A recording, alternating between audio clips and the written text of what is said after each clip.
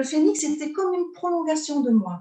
Je savais ce que le mouvement travaillait, comment le retranscrire. Pour moi, ça paraissait compliqué parce que on sait mieux parler que l'écrire. Et c'était comme si le phénix était une prolongation de moi, une prolongation de mon stylo, de mon crayon, de mes mains pour pouvoir retranscrire.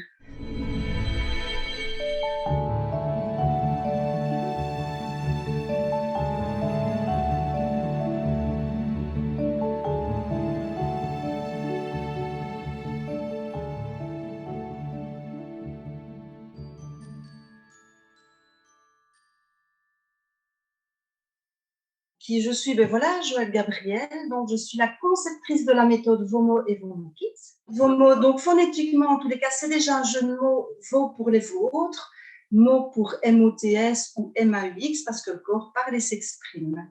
Donc à la base, je suis diplômée en sonologie fréquentielle corporelle. J'ai été la dernière élève d'un grand maître Feng Shui qui m'a appris le Feng Shui organique et physiologique. J'ai fait des études sur les crispations involontaire du muscle, j'ai fait des études sur le mouvement corporel, que dire encore. J'ai travaillé avec des sportifs de tout haut niveau, donc olympiques, pour voir le potentiel corporel que l'on peut avoir et les répercussions que ça a lorsqu'on a des émotions avant une compétition, le résultat lorsqu'ils sont dans une émotion.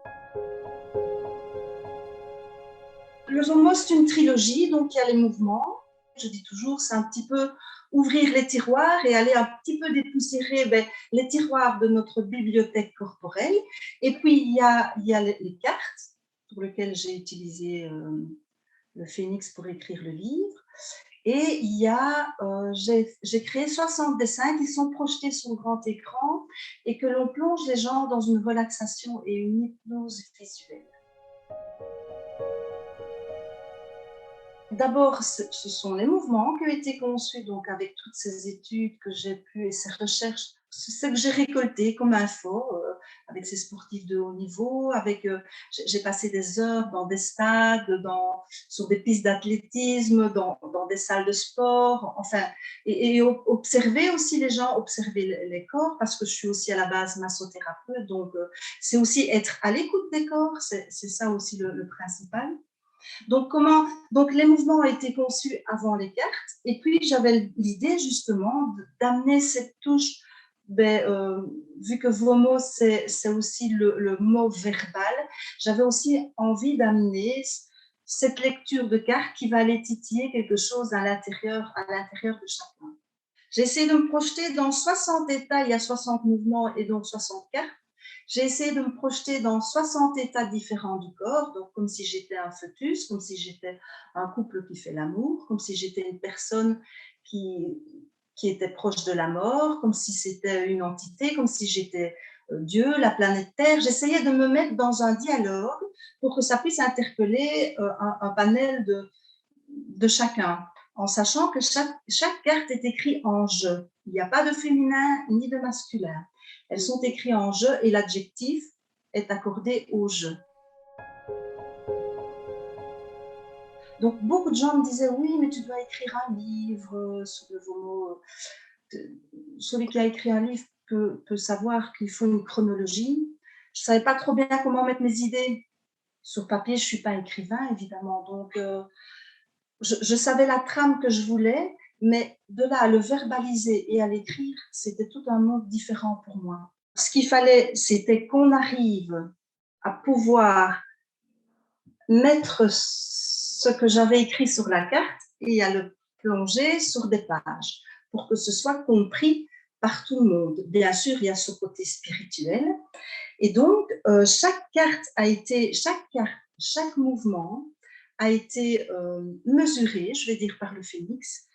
Et c'est par ce résumé que j'ai pu le transcrire dans le livre. Toute cette description que le phénix me donnait sur le mouvement et sur la carte, j'en ai fait un résumé. Fatalement, le phénix est tellement complet que j'ai dû...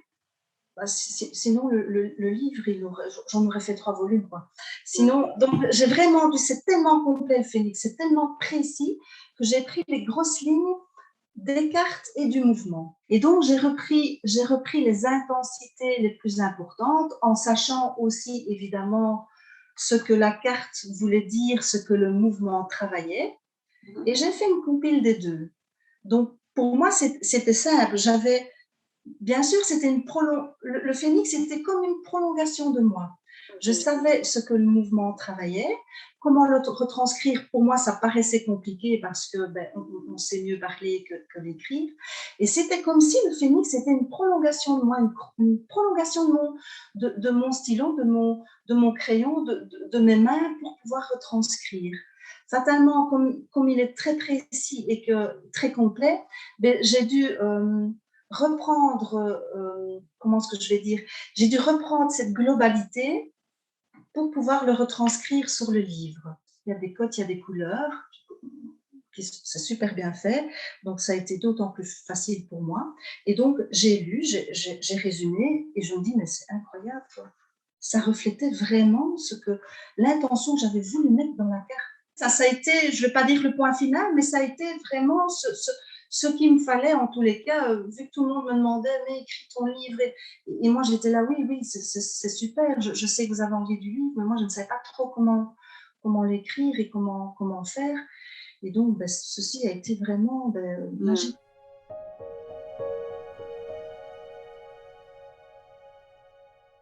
Il faut savoir, quand on fait la formation, c'est 8 modules. Et il y a un module où on montre comment fonctionne le VOMO au niveau du corps. Donc, j'ai tout préparé. Hein.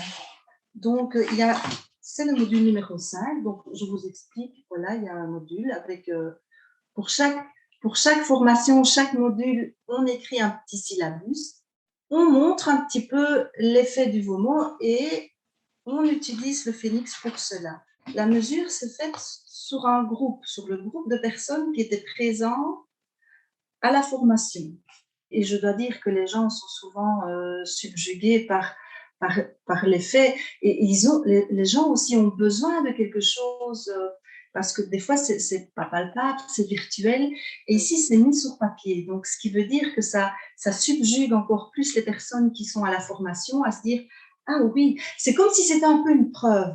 On met des mots sur ce qui est virtuel et sur ce qui n'est pas palpable pour certaines personnes. On l'utilise toujours en formation, donc ce module est à chaque fois présenté, donc on présente à chaque fois, donc les modules se font en week-end, donc on fait la séance le samedi et le lendemain, on le réimprime parce qu'il nous faut le temps aussi d'imprimer, et donc on le réimprime et ils sont souvent ébahis, en tous les cas, de l'outil, c'est certain, et du VOMO, quoi. C'est vraiment une super chouette combinaison.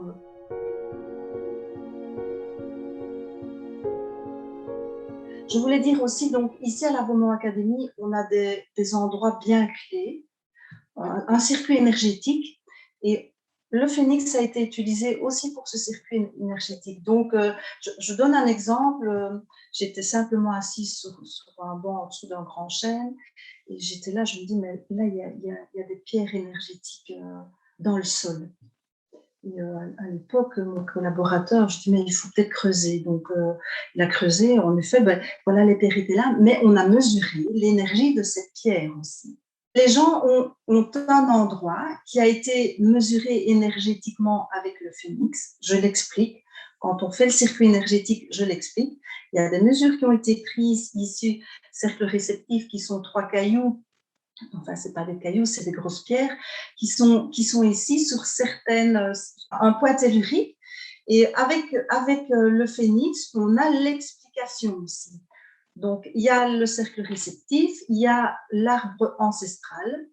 Donc là aussi, on a mesuré avec le phénix l'arbre ancestral, où on a toutes ces mesures, ces infos d'un arbre qui ne paraît pas beau, mais qui nous donne les infos de l'entourage et de ce centre énergétique. Et donc, on a utilisé aussi le phénix pour cela. Il y a l'harmonisation, évidemment, hein, qui est toujours en lien. Donc, quand on réharmonise ses corps, on voit aussi cet apaisement, le visage des personnes apaisées ou même complètement, des fois endormies, bien entendu. Ça aussi, c'est magique et c'est vraiment quelque chose on se dit, ben, on peut se dire que waouh, cet outil peut dévoiler ben, tout de nous, toute cette petite substance qu'il y a, cette infime substance que nous avons au plus profond de nous. Ben voilà, c'est là, c'est comme un livre ouvert en fait. Grâce au Phénix, j'ai pu écrire le livre, ça m'a vraiment, vraiment aidé à pouvoir mettre ben, mes mots sur papier. Voilà, il faut oser aussi se dévoiler, oser se dire, voilà, je mets sur la table ce que je suis, comme je suis, avec ce que j'ai vécu. Et, et c'est un dialogue finalement, un dialogue avec soi-même, avec ce que le phénix va vous faire découvrir de vous-même. Le phénix peut peut-être aussi des fois faire comprendre, être, comme je dis, le point final. Enfin, je suppose qu'il y a plein de gens qui peuvent se reconnaître là-dedans. On fait des tas de thérapeutes qui nous répètent la même chose, mais de façon différente. Mais le phénix peut être le point final de se dire, ah oui, là. Le fait que c'est là, droit devant nos yeux, que c'est quelque chose qui, comment est-ce que je pourrais dire, bien sûr, on est dévoilé, c'est un livre ouvert. Ce serait bête aussi, je dis souvent, ce serait bête de faire une séance avec le phénix et d'occulter. Parce que si on fait la démarche de faire une séance avec le phénix, c'est aussi parce qu'on a envie d'évoluer, de changer quelque chose, de résoudre quelque chose. Et le phénix est là aussi pour nous donner des pistes, pour nous donner des clés. Le phénix, c'est aussi des clés, ce sont des clés que l'on donne. La personne en fait évidemment ce qu'elle veut, ça c'est une chose, mais c'est vraiment un beau gros trousseau de clés et voilà, et on ouvre les portes de ce qui a été dévoilé par une séance avec le phénix.